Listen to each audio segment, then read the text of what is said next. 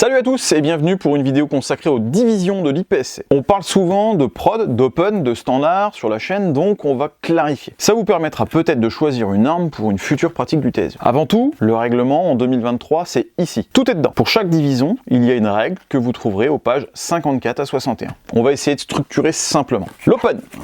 C'est un pistolet avec un optique, un compensateur, tout ce qui vous fait plaisir autour pour aller plus vite ou faire plus joli. Calibre minimum 9,19, facteur de puissance minimum 125, facteur de puissance minimum en majeur 160 avec une balle de 120 grains, taille des chargeurs 170 mm maximum. Ce qu'on trouve dans cette division, les 2011, les checkmate et autres temps faux dominants. Les calibres utilisés sont le 9,19 et le 38 super auto principalement en majeur. Ouais, le mineur ça n'apporte rien, ça bouge même plus que le majeur. Le standard, paf, c'est un pistolet sans optique, sans compensateur et il doit rentrer dans une boîte normalisée.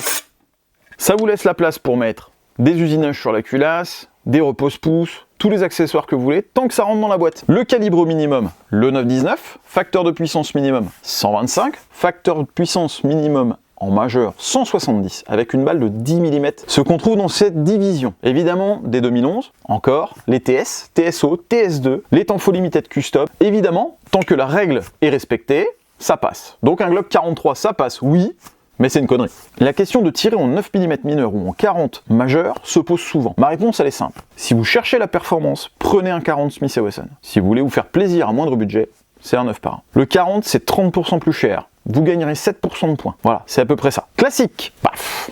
C'est donc un pistolet type 1911 qui doit respecter sa forme et donc en simple colonne. Pas de repose-pouce, pas d'allègement. Le calibre minimum c'est du 9,19. Le facteur de puissance minimum 125. Un facteur de puissance majeur 170 avec une balle de 10 mm, capacité des chargeurs limitée à 10 coups en mineur, 8 coups en majeur. Qu'est-ce qu'on retrouve dans cette division? Des 1911, c'est simple. À 99,9% du temps, on les voit tous en 9,19.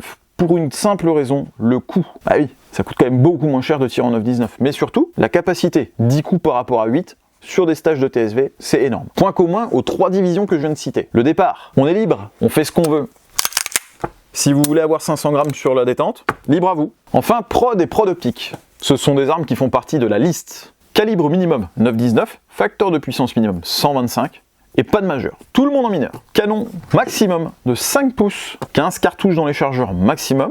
Poids de départ, 5 livres pour le premier coup et libre pour les suivants, ou alors 3 livres à tous les coups. Donc très simplement, les simples et doubles actions, ils ont un réglage à 5 livres pour le premier coup, marteau à l'abattu, et tous les strikers, on les fait passer à 3 livres et légèrement plus, à tous les coups. Bon, vous aurez compris, l'idée c'était d'avoir des pistolets de série non modifiés qui sortaient des forces armées. Bon, ça a très vite dégénéré. Bref, on retrouve évidemment tous les CZ Shadow 1, 2, Tofo Stock 1, 2, 3, et clairement, ces 5 pistolets-là représentent 90% des armes utilisées en production. Pour la production optique, c'est la même, mais avec un pont rouge qui est fixé sur la culasse. Enfin, le revolver. Bah non, on n'en parlera pas, parce que c'est une perte de temps. Voilà, j'espère que vous y voyez plus clair à présent dans les divisions et que ça va vous permettre de faire vos choix. A bientôt pour d'autres sujets liés à l'IPSC.